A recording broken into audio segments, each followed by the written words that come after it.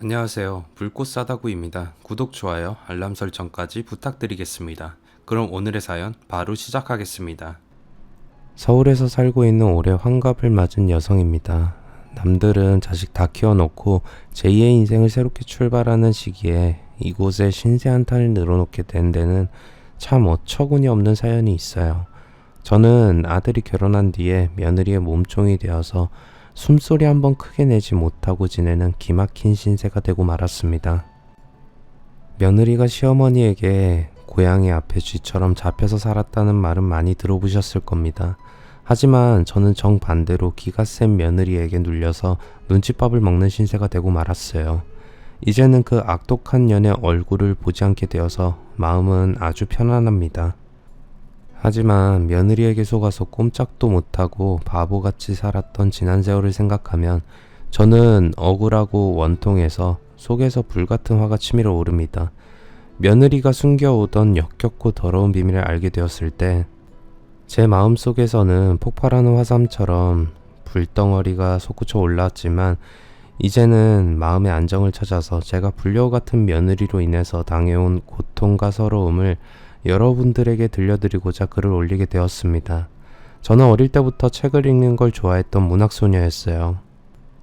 제가 책을 가까이 하면서 좋아하게 된 건 모두 아버지의 영향 때문이라는 생각이 듭니다. 아버지는 대학에서 문학을 강의하시는 교수이자 제법 이름이 알려진 소설가였어요. 아버지는 어릴 때부터 글을 쓰는데 남다른 재능을 보였다고 했어요. 초등학교 때부터 글짓기 대회는 휩쓸었고 고등학교 때 처음으로 단편 소설을 직접 써서 학교 문예지에 발표하기도 했다고 합니다. 대학에서 문예창작을 전공하셨고 대학교 2학년일 때 신축 문예 소설이 당선이 되면 일찌감치 작가로 등단해서 그때부터 작가로서의 길을 걸어오셨습니다. 저는 잘 기억이 나지 않지만 한글도 모르고 겨우 아장아장 걸어다닐 때부터 인형이나 장난감보다는 아버지의 서재로 가서 책을 꺼내서 책장을 넘기면서 시간을 보냈다고 합니다. 글도 모르면서 그저 책 속에 쓰여져 있는 글자들을 열심히 쳐다보면서 책장을 넘기는 저를 보면서 엄마와 아버지는 신통하다고 생각하셨답니다. 어쩌다 엄마가 책 대신에 장난감을 주면 저는 금세 울음을 터뜨렸다고 해요. 여보, 수미는 나를 닮아서 앞으로 훌륭한 작가나 학자가 될 것 같아. 아버지는 자신을 닮아서 책을 좋아하는 저를 보면서 앞으로 자라면 학자나 문학자가 될 거라고 생각하시면서 좋아하셨다고 해요. 그러다 한글을 깨치고 초등학교를 들어가면서부터 저의 책사랑은 본격적으로 시작이 되었어요. 처음에는 동화책을 읽었지만 중학생이 되면서부터는 소설을 읽게 되었습니다. 제 또래의 친구들이 가장 싫어하는 숙제가 바로 국어 선생님이 내주는 독후감이었어요. 중학생 때 국어 선생님은 책을 지정해주고 읽은 다음에 독후감을 써서 제출하는 숙제를 매달마다 내주셨어요. 친구들은 그때마다 지독하게 책을 읽기 싫어해서 제대로 써내는 경우가 거의 없었습니다. 하지만 저는 책을 읽은 다음에 느낀 점을 적는 게 너무 재미있고 즐거웠어요. 제가 낸 독후감을 읽은 선생님이 만족한 표정으로 웃으면서 고개를 끄덕이는 모습을 보는 것도 아주 좋았습니다. 수미야, 너 문장 표현력이 아주 좋고 훌륭해. 누구나 남다른 재능 한 가지는 가지고 있는 법인데 넌 작가적인 재능이 있는 것 같아. 내가 시간 나는 대로 지도해 줄 테니까 글 쓰는 공부를 계속해라. 국어 선생님은 제가 가진 재능을 알아보시고 방과 후에 틈을 내서 제게 글 쓰는 요령을 가르쳐 주셨고 제가 쓴 글을 고쳐주시기도 하셨어요. 그래서 저는 책을 읽기만 하다가 제 생각을 글로 옮겨서 표현하기 시작했어요. 그러다 고등학생이 된 뒤에는 시의 매력에 푹 빠지게 되었습니다. 제가 시를 읽게 된 건 중학교를 졸업할 때 국어 선생님이 제게 졸업 선물로 주신 시집이 원인이 되었습니다. 선생님이 저를 생각해서 주신 선물이라 읽어보았는데 처음에는 도대체 무슨 말인지 이해가 되지 않았어요. 사건이나 등장인물이 있어서 읽기만 하면 머릿속에 그 장면이 그려지면서 쏙쏙 박히는 소설하고는 너무 달랐습니다. 시라는 건 그냥 뜬구름 잡는 이상한 말만 잔뜩 늘어놓은 것 같았어요. 그러다가 아버지의 도움으로 시가 무엇인지 조금씩 이해를 하게 되었어요. 아버지는 시를 이해하지 못하는 저를 위해서 쉽게 그리고 차근차근 소설과 시의 차이점의 특징을 설명해 주셨습니다. 그러자 그전에는 이상한 말들로 보였던 시가 뭔지 특별한 의미를 가진 말들로 보이기 시작했습니다. 시를 이해하게 되자 저는 아버지의 서재에 있던 시집을 모두 읽게 되었고 제가 직접 습작으로 시를 쓰게 되었어요. 제가 쓴 시를 본 아버지도 느낌이 좋다고 칭찬을 해주셨어요. 아버지의 칭찬에 자신감이 생긴 저는 장래 희망으로 시인을 꿈꾸게 되었고 그 시절 제 가방 안에는 시집이 늘 들어 있었습니다. 하지만 제 친구들은 소설보다 더 머리 아프고 무슨 말인지 이해하기도 어려운 시를 좋아하는 저를 이해하지 못했어요. 저는 고등학교에 들어가면서부터 문예반에 들어가서 동아리 활동을 했고 문예반에서 활동하면서 시를 쓰기 시작했어요. 저희 학교의 문예반은 다른 고등학교와 같이 활동하는 연합동아리였어요. 그래서 다른 고등학교에 다니는 학생들과 자주 모임을 가지면서 독서 토론도 하고 습작을 써서 돌려가면서 읽고 평가도 해주곤 했습니다. 그때 저는 다른 고등학교에 다니는 김정민이라는 남자 선배를 알게 되었어요. 저보다 1년 위의 선배였죠. 정민 오빠도 저처럼 시를 좋아해서 저희들은 쉽게 친해졌습니다. 문예반에서도 시를 좋아하고 쓰려고 하는 학생은 많지 않았어요. 학생들이 대부분 어려운 시보다는 소설을 쓰려고 했죠. 하지만 시를 좋아하는 오빠와 저는 죽이 잘 맞아서 대화가 통했어요. 저희들은 공식적인 모임이 없어도 주말에 둘이서 서점에 가서 책도 둘러보고 밥도 먹고 공원에서 산책을 하며 시나 문학에 대한 여러 가지 이야기들을 하면서 붙어 다녔어요. 고등학교 시절 동안 문예집을 내거나 행사도 같이 준비하면서 저희들은 깊은 사이가 되어 갔어요. 그리고 졸업을 한 뒤에도 저희들은 만남을 이어나가면서 사랑을 키워나갔습니다. 그때 저는 불치병에 걸려 있었어요. 이른바 상사병이었죠. 잠시라도 오빠를 보지 않으면 마음이 불안하고 머릿속에는 온통 오빠에 대한 그리움만 생겼습니다. 그 병은 오빠와 같이 있어야 치료가 되는 병이었어요. 그래서 저는 중대한 결심을 하게 되었습니다. 오빠와 결혼하기로 마음을 굳힌 겁니다. 정민 오빠는 대학에 들어갔지만 저는 재수를 하고 있었어요. 그때 저는 엄마에게 대학 대신 정민 오빠와 결혼을 하겠다는 폭탄 선언을 해버렸어요. 제 말을 들은 엄마는 깜짝 놀랐습니다. 아니 수미야, 그게 무슨 소리야. 네 나이 이제 겨우 19이야. 정민이도 대학생 아니냐. 니들 둘이 서로 좋아서 죽고 못 사는 거 알겠지만 대학까지 포기하고 결혼 생활을 하겠다니 이거 아닌 것 같아. 제 예상대로 엄마는 어처구니 없다는 반응을 보였어요. 그건 아버지도 마찬가지였죠. 대학에서 문학을 전공하고 작가가 되든지 학자가 되든지 둘 중 하나 길을 걸을 거라고 기대를 잔뜩 하고 계셨는데 청천벽력처럼 대학과 사회생활을 포기하고 결혼을 하겠다는 저를 차분하게 설득하려고 하셨어요. 수미야, 지금은 사랑이란 열병에 걸려서 아무것도 보이지 않고 들리지도 않겠지만 시간이 조금만 지나면 지금 네가 내린 결정을 후회하게 될 거야. 그러니까 우선 대학부터 가고 난 다음에 차분하게 생각해보자. 부모님들은 오빠와 제가 뜨겁게 사랑한다는 사실을 알고 계셨지만 저의 장래를 먼저 생각하라고 타이르셨어요. 하지만 저는 오빠를 절대로 놓칠 수 없었고 매일 같이 있고 싶은 마음을 저도 어떻게 할 수가 없었습니다. 그런 마음은 오빠도 마찬가지였어요. 오빠에게는 제가 먼저 결혼하자는 말을 꺼냈어요. 그러자 오빠는 들뜬 표정으로 수미야, 나도 그래. 너랑 같은 침대에서 자고 아침에 깨면 가장 먼저 네 얼굴을 보고 싶어. 부모님한테는 내가 허락받을게 라고 말했고 며칠 되지 않아서 오빠는 제게 시댁에서 저희들의 결혼을 허락했다고 말했어요. 오빠는 저희 집에 와서 부모님에게 결혼을 허락해달라고 말씀을 드렸습니다. 오빠의 부모님이 결혼을 허락하자 아버지의 마음이 절반쯤 흔들렸어요. 하지만 아버지는 결혼 후에 어떻게 살아갈 건지 걱정을 하셨어요. 좋아, 니들이 결혼을 하면 당장 생활비는 어떻게 할 거냐? 염치 없지만 제가 대학을 졸업할 때까지는 저희 부모님의 도움을 받고 졸업을 하면 아버지가 운영하시는 회사에서 일하기로 했습니다. 오빠네 아버지는 작은 무역회사를 운영하고 계셨어요. 그래서 오빠는 고등학교를 다닐 때부터 자기는 나중에 아버지 회사에서 일하다가 물려받으면 되니 취업에 대한 걱정은 없다고 자랑을 하고 다녔어요. 오빠의 말을 들은 아버지도 시댁의 도움을 받으면 저희들이 앞가림을 할 수 있다고 생각하셔서 저희들의 결혼을 허락하셨습니다. 하지만 엄마는 마지막까지 어떻게든 제 마음을 돌려보려고 애를 쓰셨어요. 수미야, 지금이 조선시대도 아니고 여자들도 사회생활을 충분히 한 다음에 결혼을 해도 되는데 왜 벌써 결혼을 하려고 들어? 둘이 사귀면서 결혼을 천천히 생각해보면 안 되겠니? 엄마, 나중에 후회를 하게 되더라도 지금 내가 할 수 있는 최상의 선택은 오빠와 결혼하는 거야. 엄마, 나 정말로 보란듯이 잘 살 테니까 걱정하지 마.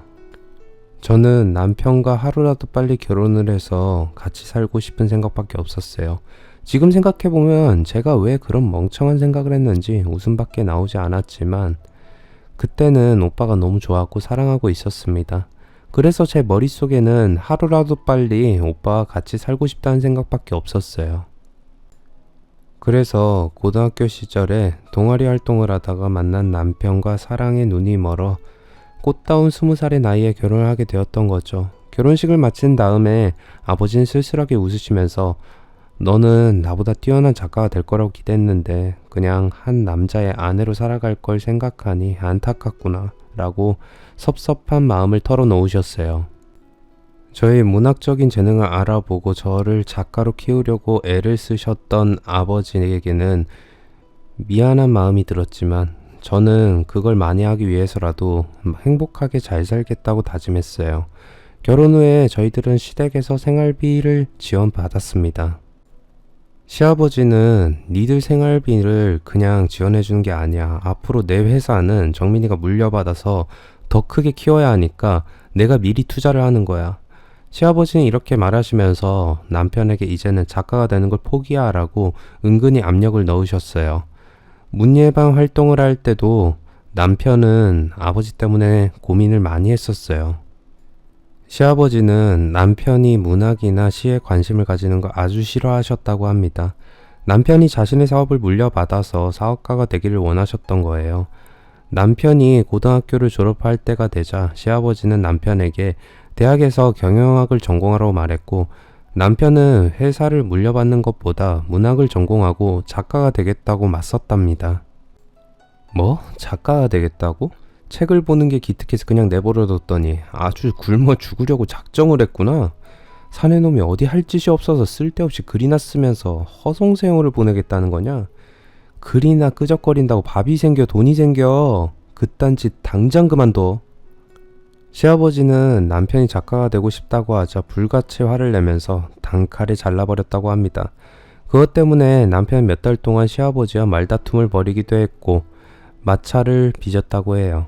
하지만 남편은 시아버지의 고집을 꺾지 못하고 경영학을 전공하게 되었어요. 그래도 마음속에는 문학에 대한 꺼지지 않는 열정이 남아 있었다고 해요.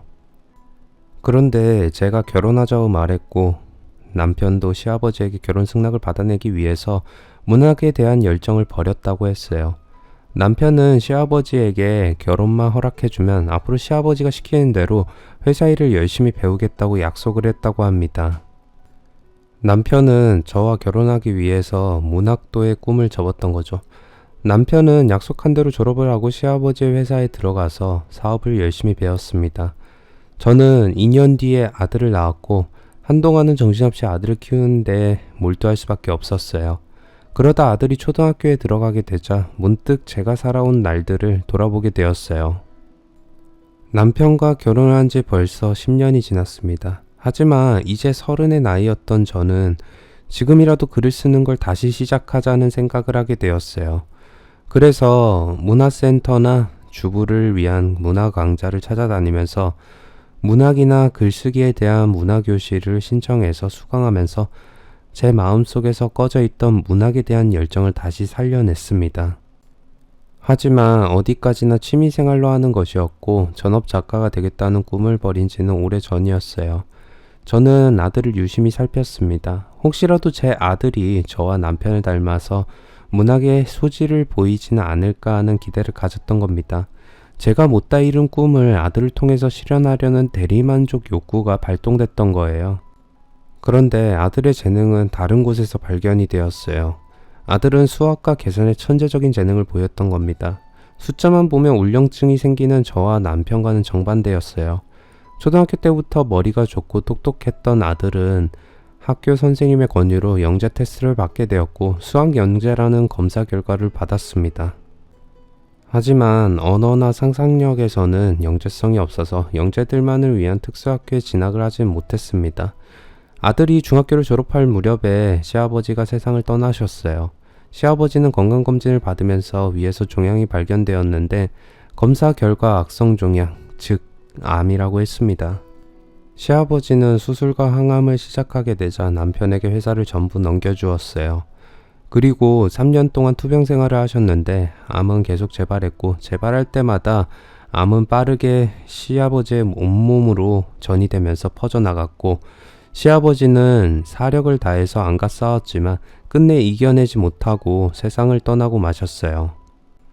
중고등학교를 거치는 동안 아들은 늘 최상위권이었고 유명 대학의 물리학과를 졸업한 다음에 해외 유학을 가서 박사학위를 받은 다음에 귀국해서 대기업의 연구소에 취업을 했습니다. 그리고 7년 정도 연구원으로 근무한 다음에 팀장 겸 최연소 수석 연구원이 되자 아들은 결혼을 하게 되었어요. 대학을 들어갈 때부터 그때까지 아들은 여자를 가까이 한 적이 단 한 번도 없었습니다.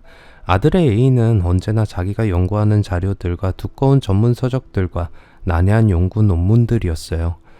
아들의 연구실에 처박혀서 아침부터 밤까지 공부를 하고 연구를 하는 것 외에 다른 일에는 전혀 관심이 없었어요. 그러니 제대로 된 연애를 한 번도 하지 않고 대학을 졸업했어요. 제 아들이지만 아무리 생각해도 별종이고 희귀종인 특별한 남자였어요. 물론 아들을 좋아해서 접근해오는 여자들이 있었다고 합니다. 한 번은 같은 과의 동기 여학생이 아들에게 반해서 계속 유학했다고 합니다. 하지만 아들은 그녀의 유혹에 넘어가지 않았고 쳐다보지도 않았다고 해요. 아들은 연구소에 들어간 뒤로 여자는 쳐다보지도 않고 오로지 맡은 연구만 성실하게 해내갔어요. 연구소 동료들이 좋은 여자를 소개해주겠다 해도 아들은 웃으면서 거절을 했다고 하네요. 오죽하면 연구소에서 아들은 돌부처로 통했다고 합니다. 그런 아들이 7년 만에 갑자기 결혼을 하겠다는 말을 했어요. 어느 날 제게 할 말이 있다고 하더니 아들은 사귀는 여자가 생겼다는 말을 했어요. 아들은 얼마 전에 결혼정보회사에 회원으로 가입을 했는데 그것을 통해서 며느리가 될 여성을 소개받았다고 했어요. 며느리는 해외 유학파 출신의 대학 교수였고 아버지는 남편과는 비교도 안 되는 큰 회사를 경영하는 사업가였어요. 저희 집안도 웬만큼 사는 집안이었지만 사돈댁은 저희가 주눅이 들 정도로 재력가였습니다.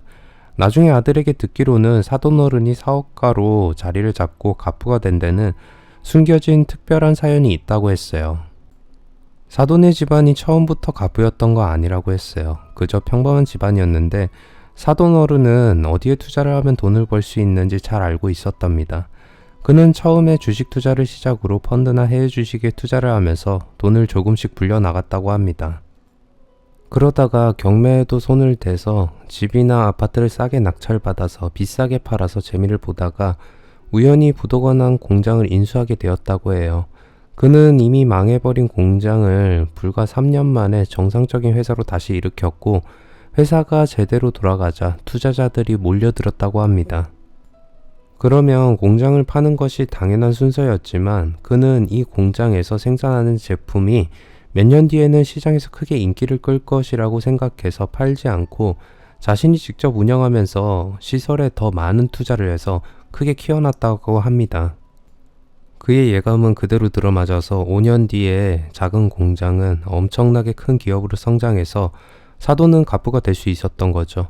모두 사돈어른이 가진 사업가적인 능력 때문이었어요.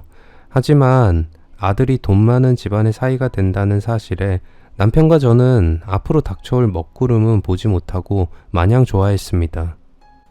아들은 며느리가 해외 유학파 출신에 자기 주장이 뚜렷하고 자기처럼 공부하고 전공 분야를 연구하는 걸 좋아하는 학자라서 마음에 들었다고 했습니다. 몇 달간 교제를 하다가 아들은 며느리에게 프로포즈를 했고 며느리도 흔쾌히 아들의 청혼을 받아들였다고 합니다. 그리고 며느리가 처음으로 저희 부부에게 인사를 드리러 찾아왔습니다. 그런데 저와 남편에게 인사를 드리러 온 며느리는 처음부터 저를 당황스럽게 만들었습니다. 어머니, 제가 경호 씨와 결혼하는 데는 몇 가지 조건이 있어요. 어머니께서 제가 말씀드린 조건을 지켜주셔야지만 제가 이 집의 며느리가 될 수 있어요. 황당하게도 첫 인사를 드리러 찾아온 며느리는 결혼의 조건을 내걸었어요. 저는 이런 경우는 들어본 적도 없었지만 며느리가 원하는 조건이 무엇인지 물어보았어요. 그래, 조건이 뭐냐? 며느리는 외국에서 박사학위를 받은 커리어우먼답게 당당하게 자기가 원하는 결혼의 전제 조건을 늘어놓았습니다. 며느리의 요구 조건을 들으면서 저는 기가 막혀서 할 말을 잃고 말았어요.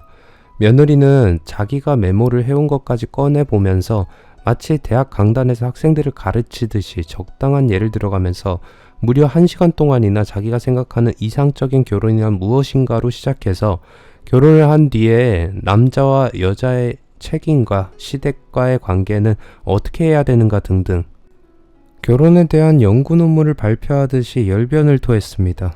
며느리의 장황한 말을 간단하게 요약하면 바로 이겁니다. 결혼을 하면 무조건 분가를 한다. 왜냐하면 며느리는 시부모를 모시려고 결혼하는 게 아니라 독자적인 부부로 살기 위해서 가정을 꾸리는 것이니 분가를 해서 시댁과 따로 사는 건 너무나 당연한 거라고 했어요. 그리고 며느리에게 살림을 시키지 않는다. 물론 분가를 하면 시댁 살림을 며느리에게 맡길 일은 없었지만 김장을 하거나 생일에 행사가 있다고 며느리를 불러서 일을 시킬 생각은 절대 하지 말라는 거였죠. 며느리에게 용돈을 일체 요구하지 않는다. 저희 부부가 돈이 궁한 편이 아니라서 며느리에게 손을 벌릴 일은 없으니 이런 건 문제가 되지 않았어요. 그렇지만 시부모를 용돈이나 구걸하는 하찮은 존재로 생각한다는 것에 기분이 아주 나빴어요. 그 밖에도 명절이 되어도 음식 준비는 주문해서 한다. 집안 행사나 큰일은 사전에 자신과 의논해서 결정한다. 어머니, 잘 들으셨죠? 어떻게 생각하세요? 말을 마친 며느리는 목이 마른지 물을 시원하게 들이킨 다음에 여전히 당당한 표정으로 제 생각을 물었습니다. 저는 며느리의 요구가 어처구니가 없었습니다.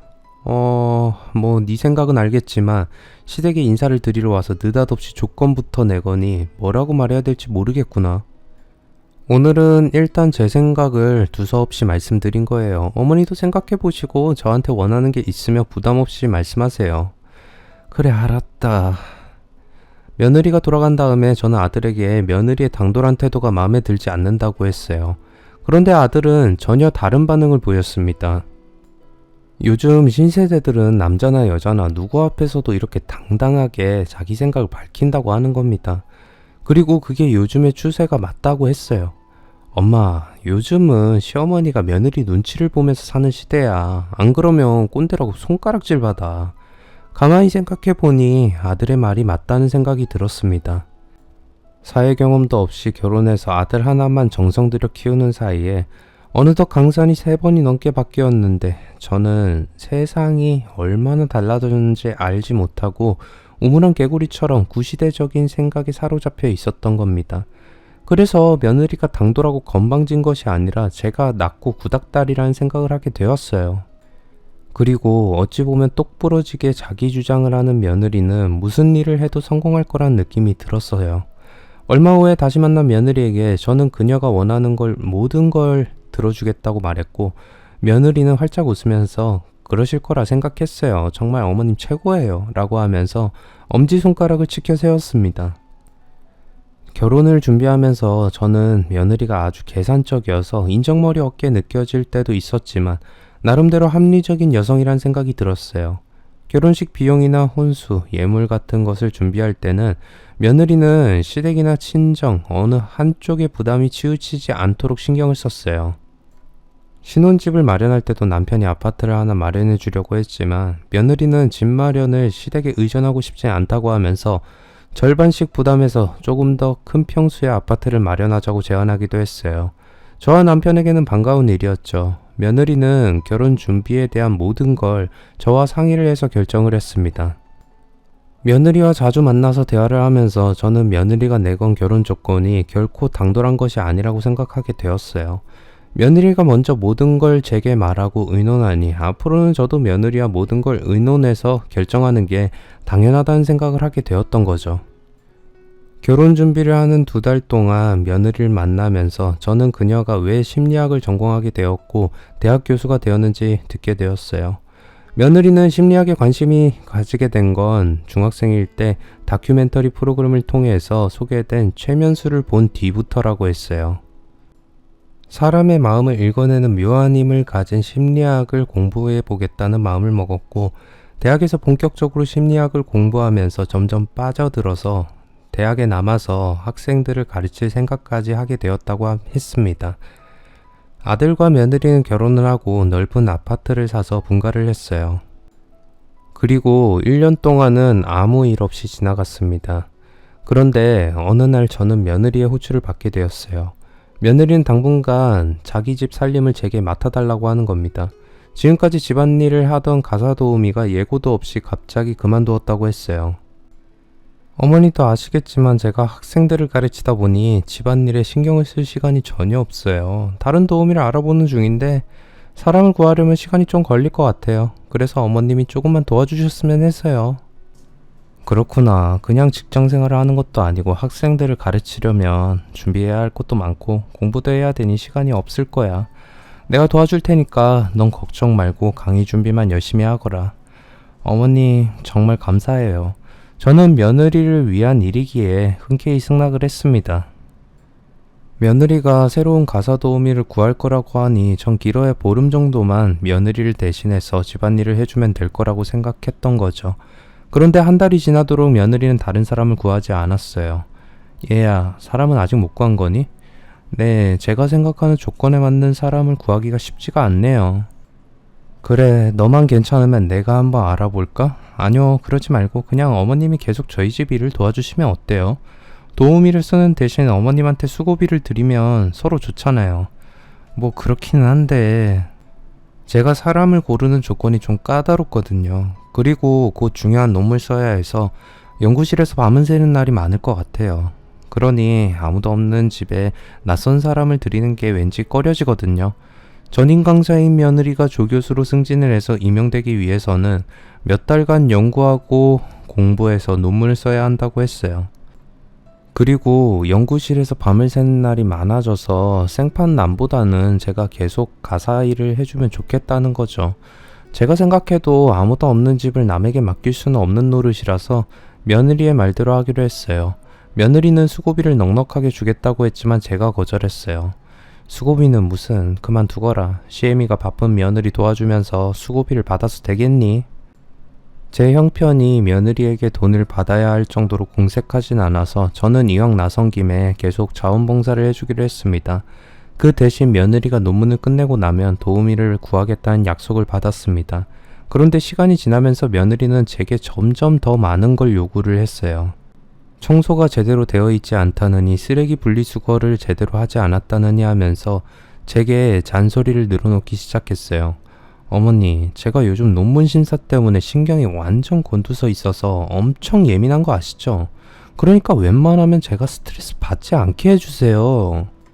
그래, 알았다. 나도 한다고 하는데 네 마음에 안 드는 모양이구나. 저는 며느리가 이것저것 트집을 잡으면서 잔소리를 할 때마다 신경이 날카로워진 며느리를 자극하지 않으려고 군말 없이 시키는 대로 했습니다.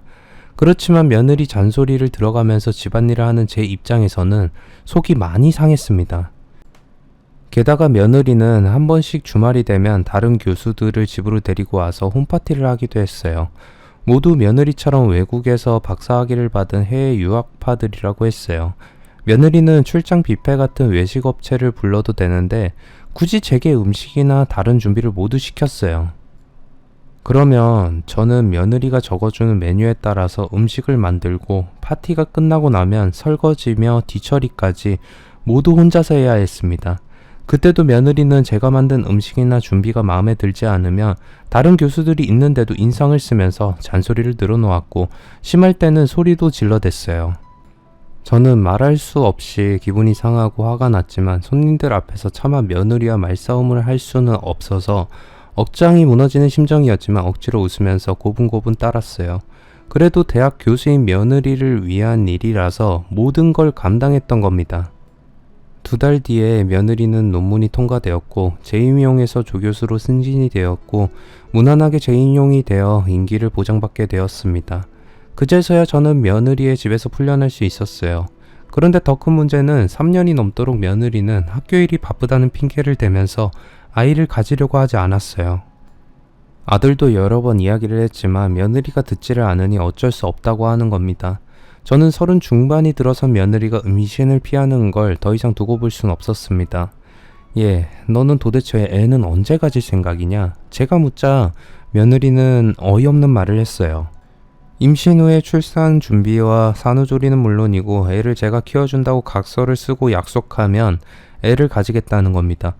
어처구니가 없었지만 몸이 달아있는 건 저였기에 며느리에게 각서를 써주었고 며느리는 임신을 하게 되었어요. 며느리는 출산 직전까지 악착같이 강의를 이어나갔어요.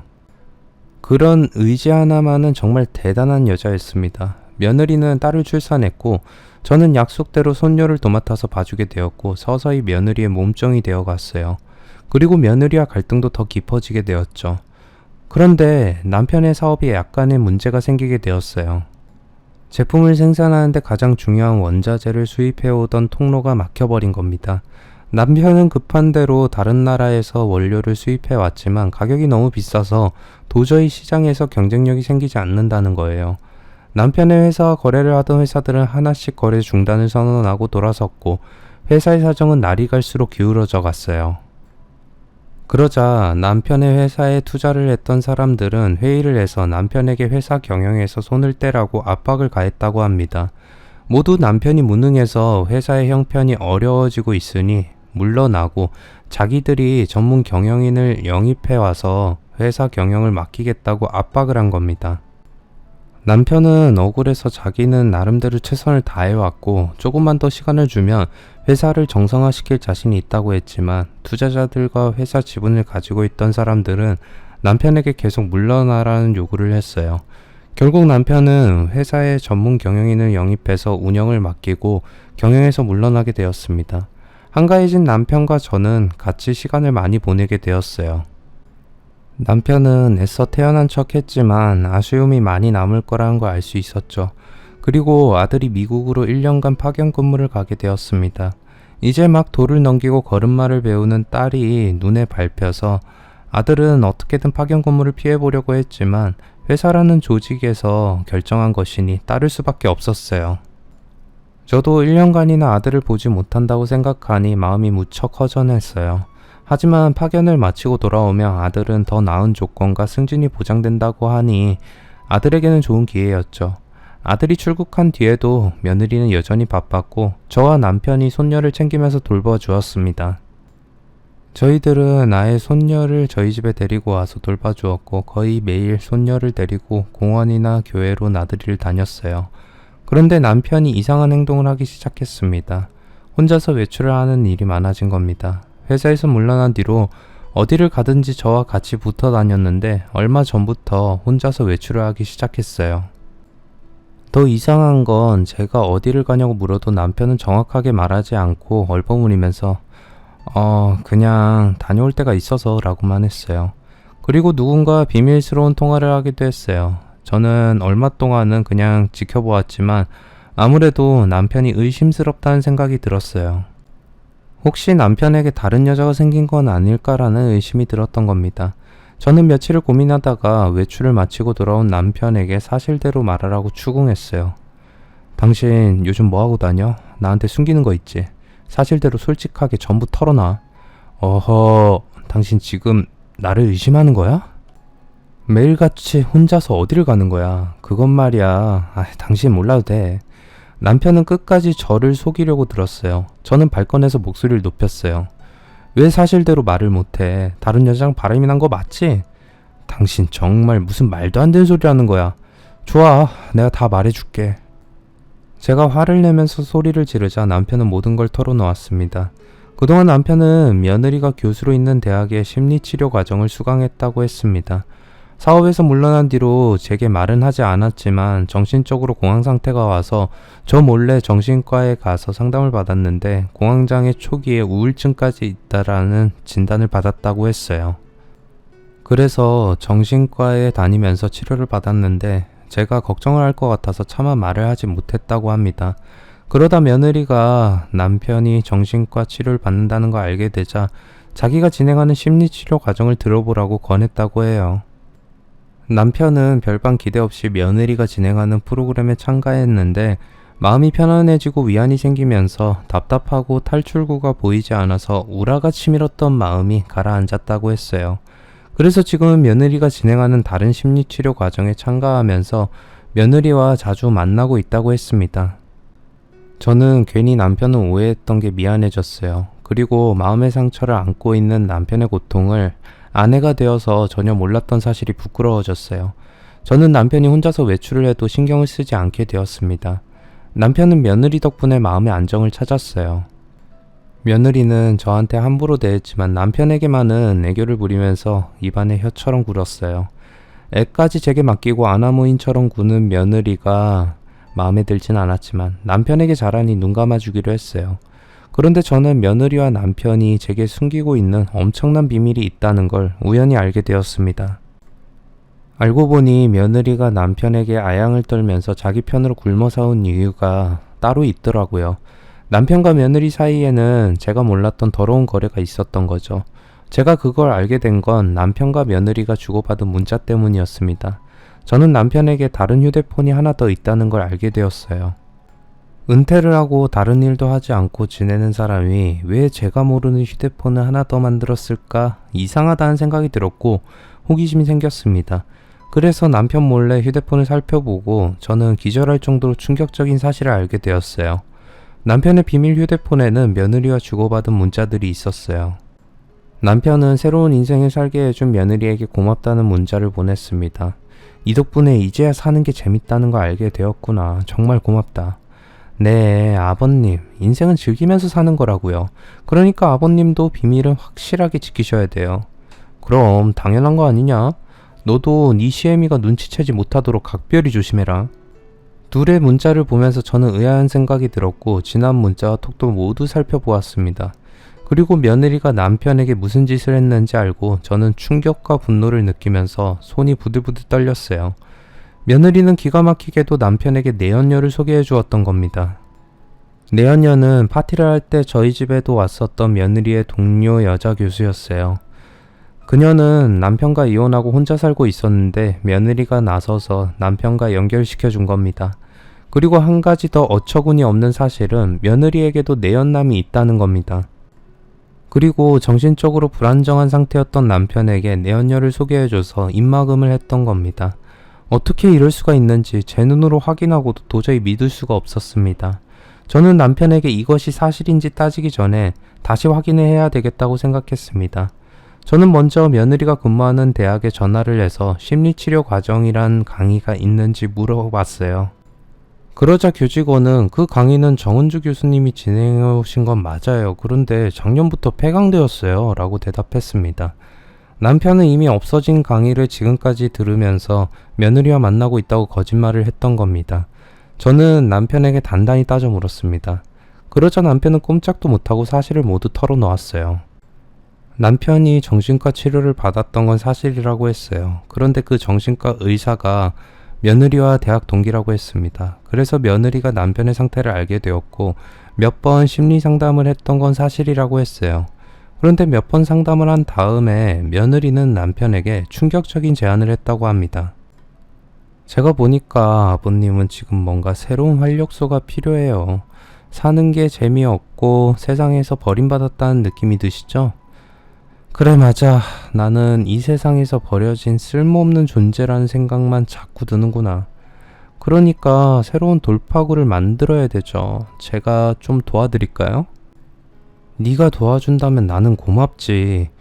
좋은 방법이라도 있는 거냐? 며느리가 생각하는 인생의 활력소란 바로 바람을 피우는 것이었어요. 처음에 남편은 말도 안 된다고 펄쩍 뛰었지만 며느리는 대담하게도 자기도 내연남을 두고 바람을 피운다는 사실을 남편에게 말했다고 합니다. 그리고 어떻게 평생 한 사람만 사랑하면서 살 수 있냐고, 음식도 여러 가지를 골고루 먹어야 건강해지듯이 사랑도 마찬가지라는 희한한 논리를 들어대면서 남편을 꼬드겼다고 해요. 처음에는 망설이던 남편은 며느리가 소개해준 여자 교수를 만나고 난 다음부터 생각이 달라졌다고 해요. 그렇게 몇 번의 만남을 이어나가면서 늦게 배운 도둑질에 밤새는 줄 모른다고 환갑을 넘긴 나이에 남편인 바람을 피우는 기가 막힌 짓을 저지르게 되었던 겁니다. 남편은 제게 고개를 숙이고 한 번만 용서해달라고 애원을 했습니다. 내가 미쳤지. 이런 짓을 저지르다니 정말 미안해. 여보, 당신은 구차한 변명이라고 생각하겠지만 그때 나는 정말 외로웠어. 당신한테 기대면서 위로를 받고 싶었지만 차마 말을 못하고 있다가 다른 여자를 만나면서 위로를 받게 된 거야. 염치 없지만 한 번만 용서를 해줘. 남편은 한 번만 용서를 해주면 다시는 다른 여자에게 눈을 돌리지 않겠다는 각서를 썼습니다. 저는 환갑을 넘기고 제 앞에서 눈물까지 흘리면서 사정을 하는 남편을 보자 화가 나고 분한 마음이 조금씩 진정되고 남편이 불쌍하다는 생각이 들었습니다. 그래서 남편에게 단단히 다짐을 받고 용서해 주기로 했어요. 그리고 2달 뒤면 아들이 귀국하니 그때까지는 며느리의 외도를 모른 척 하기로 했습니다. 아무것도 모르는 며느리는 당당하고 기고만장한 태도로 저를 대했어요. 저는 그녀의 얼굴을 볼 때마다 화가 치밀어 올랐지만 꾹 참았습니다. 그리고 아들이 귀국한 뒤에 아들에게 모든 사실을 알렸어요. 아들은 대학 교수인 며느리가 이런 파렴치한 짓을 저질렀다는 걸 알고 믿지 못하다가 다른 증거들을 본 다음에는 얼굴이 굳어졌습니다. 저는 며느리를 집으로 불렀어요. 저녁 때가 되어서 집으로 온 며느리는 짜증부터 냈습니다. 어머니, 강의 준비로 바빠 죽겠는데 무슨 일로 오라고 하시는 거예요? 우선 이것부터 보고 이야기하자. 저는 며느리의 외도에 대한 증거들을 내밀었습니다. 그러자 며느리의 얼굴은 대번에 하얗게 질려서 사색이 되었어요. 자, 이래도 할 말이 있니? 어머니, 그러니까 이게 어떻게 된 거냐 하면요. 어머니, 잘못했어요. 용서해 주세요. 모든 걸 제게 들킨 며느리는 기고만장하던 모습은 어디론가 사라지고 제게 눈물을 흘리면서 잘못했다고 용서를 빌었어요. 하지만 며느리가 한 짓은 용서할 수 있는 정도로 훨씬 넘어서 버렸습니다. 저는 그동안 며느리에게 무시당하고 구박을 당한 서름이 한꺼번에 밀려 올라와서 그녀의 뺨을 후려 갈기고 말았어요. 이런 천하의 발칙한 년 같으니 딸 자식까지 버리고 바람을 피운 것도 모자라서 시아버지를 꼬드겨서 바람이 나게 만들어? 너 같은 인간 말종은 세상에 다시 없을 거야. 며느리가 바람을 피운 내연남은 자기가 가르치는 대학원생이었어요. 한참이나 어린 제자와 바람이 나서 놀아난 며느리는 입이 10개라도 할 말이 없는 처지가 되었었죠. 아들도 며느리를 용서해 줄 생각은 조금도 없었습니다. 아들은 며느리를 상대로 이혼소송을 했고 위자료를 받아냈습니다. 불륜으로 이혼을 당한 것이 소문이 난 며느리는 대학에서 쫓겨나게 되었죠. 저는 남편의 잘못은 용서하고 기회를 주기로 했기에 더 이상 문제 삼지는 않았습니다. 그리고 남편은 이제 바람을 피울 정신적인 여유가 없어졌어요. 투자자들이 영입했던 전문 경영인이 대형 사고를 쳤어요. 그놈은 투자자들 몰래 회사 공금에 손을 댔다가 발각이 돼서 해고되고 경찰에 구속이 되었다고 합니다. 그러자 투자자들은 남편을 찾아와서 다시 회사로 복귀해달라고 부탁을 했다고 하네요. 남편도 쉴 만큼 쉬었기에 다시 주어진 기회를 고맙게 받아들이고 경영 일선에 복귀해서 열심히 살고 있고 아들도 재혼 전문 중개업체를 통해서 만난 여성과 진지한 만남을 이어가고 있습니다. 그리고 저는 이제 문학에 대한 열정보다는 하루하루 재롱이 늘어가는 손녀를 보는 재미에 빠져서 살고 있답니다. 긴 글 읽어주셔서 감사합니다. 구독, 좋아요, 알람 설정 부탁드립니다.